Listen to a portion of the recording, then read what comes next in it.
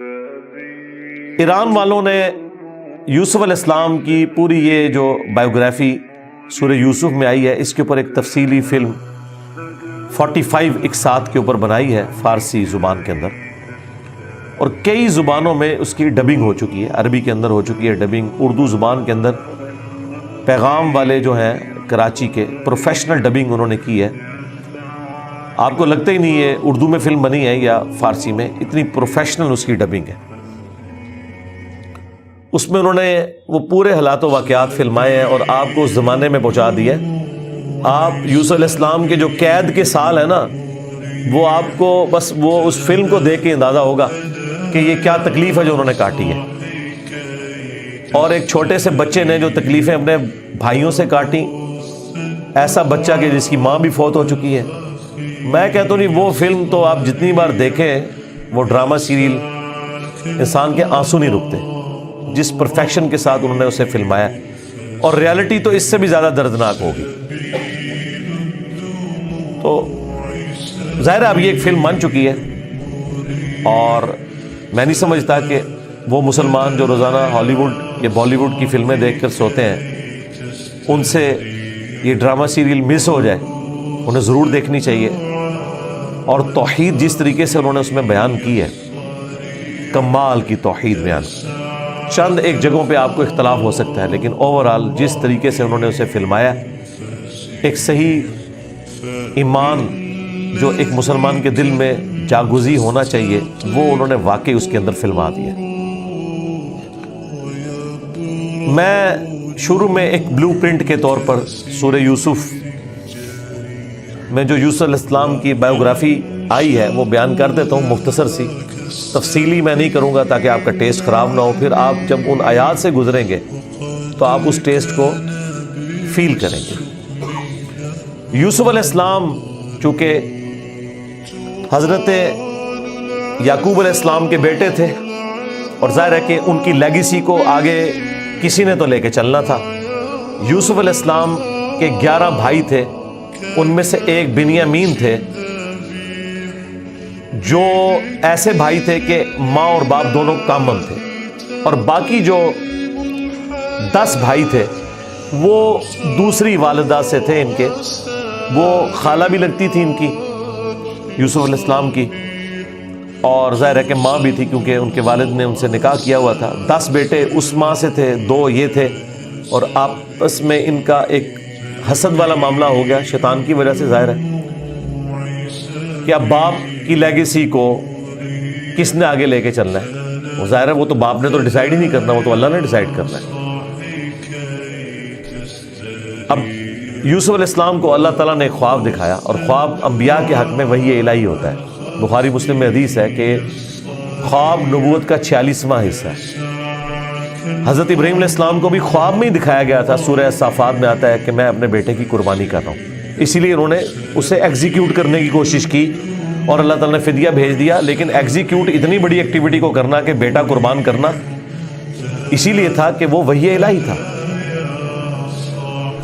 یوسف علیہ السلام کو اللہ تعالیٰ نے چھوٹی عمر کے اندر ہی 10-12 سال کی عمر میں ہی یہ خواب دکھایا کہ 11 ستارے اور سورج اور چاند انہیں سجدہ کر رہے ہیں۔ اس خواب کا ذکر انہوں نے اپنے والد سے کیا۔ ظاہر ہے اس زمانے میں تو والد ہی ڈائریکٹ ٹریننگ کیا کرتے تھے اپنی اولاد کی، اور ایک بڑی فرینکنس ہوتی تھی، اور پھر نبی کی اولاد۔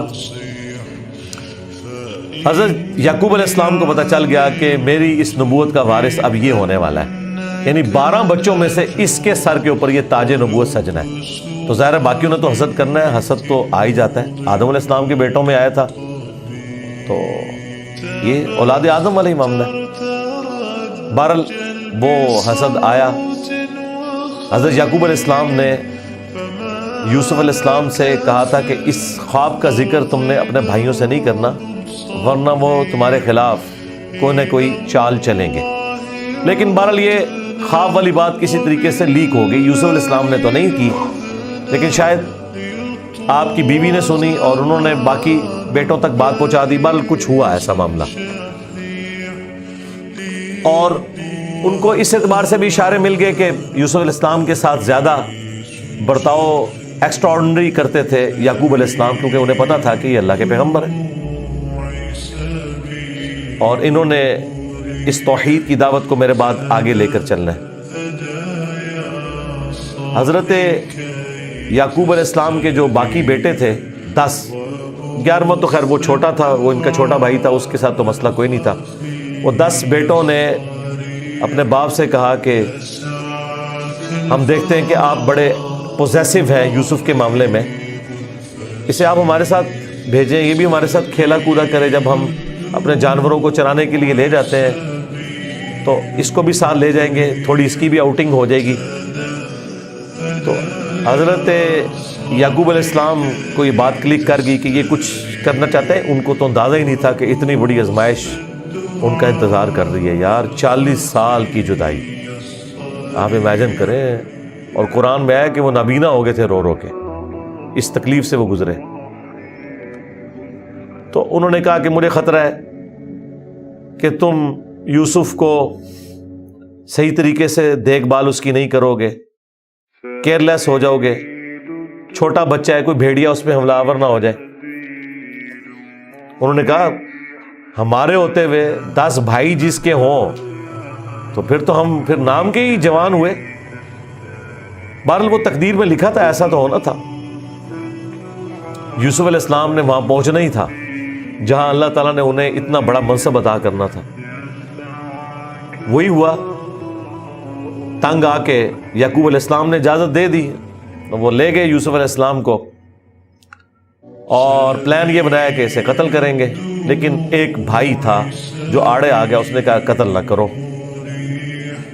ہے تو ہمارا بھائی، ہم اسے کسی کنویں میں ڈال دیتے ہیں۔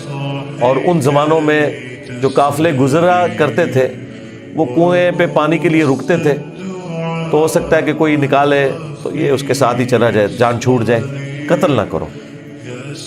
اور اس میں وہ یہ بھی کہتے ہیں کہ ہم اس وقت تو یہ ایکٹیویٹی کرتے ہیں، پھر بعد میں اللہ سے توبہ مانگ لیں گے، اللہ تعالیٰ بڑا بخشنے والا مہربان ہے، جو کچھ بھی ہے تیرے محبوب کی امت سے۔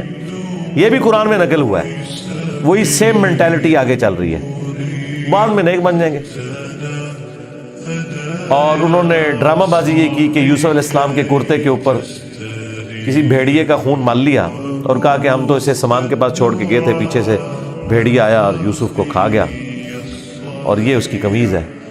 عشاء کے وقت روتے ہوئے آئے، رات کے وقت قرآن کے الفاظ ہیں۔ حضرت یعقوب علیہ السلام کو سمجھ آ گئی کہ یہ میری آزمائش شروع ہو گئی ہے، کیونکہ توحید ایک ننگی تلوار ہے۔ انہیں سمجھ آ گئی تھی کہ میں نے اپنے بیٹے سے جو اتنی شدید محبت رکھی ہے نا، اللہ تعالیٰ مخلوق کی محبت کو برداشت نہیں کرتا، ایٹ لیسٹ ایک پیغمبر کے دل میں اس ایکسٹریم لیول کے اوپر جا کر۔ تو میری آزمائش شروع ہو گئی اب۔ تو انہوں نے کوئی بحث نہیں کی، انہوں نے کہا میں صبر کروں گا جو کچھ ہوا۔ ان کو پتا تھا کہ یہ اب اللہ کا فیصلہ ہے، کرنے سے کچھ نہیں ہونا، جو کوئی تھوڑی بہت کوشش کی وہ کی، انہیں اینڈ پہ ان کا میں اب صبر ہی کروں گا، جو اللہ اس کے لیے فیصلہ کرے۔ وہی ہوا، ایک قافلہ وہاں سے گزر رہا تھا، انہوں نے پانی کے لیے ڈول ڈالا، اور یوسف علیہ السلام کو اللہ تعالیٰ نے قرآن میں آیا کہ یوسف کو ہم نے تسلی دی کہ ایک دن آئے گا کہ تم اپنے بھائیوں کو بتا دو گے جو انہوں نے یہ غلطی کی تھی، ہم تمہیں سرخرو کریں گے، بہرحال ابھی تو تمہارے لیے طے ہو گیا۔ اور ظاہر جبرائیل علیہ السلام آنا شروع ہو گئے چھوٹی عمر میں ان کے پاس، ان کی تسلی کے لیے، اسی لیے ڈھارس بندی۔ انہوں نے پانی کے لیے ڈول ڈالا، یوسف علیہ السلام نے وہ پکڑا اور باہر نکل آئے،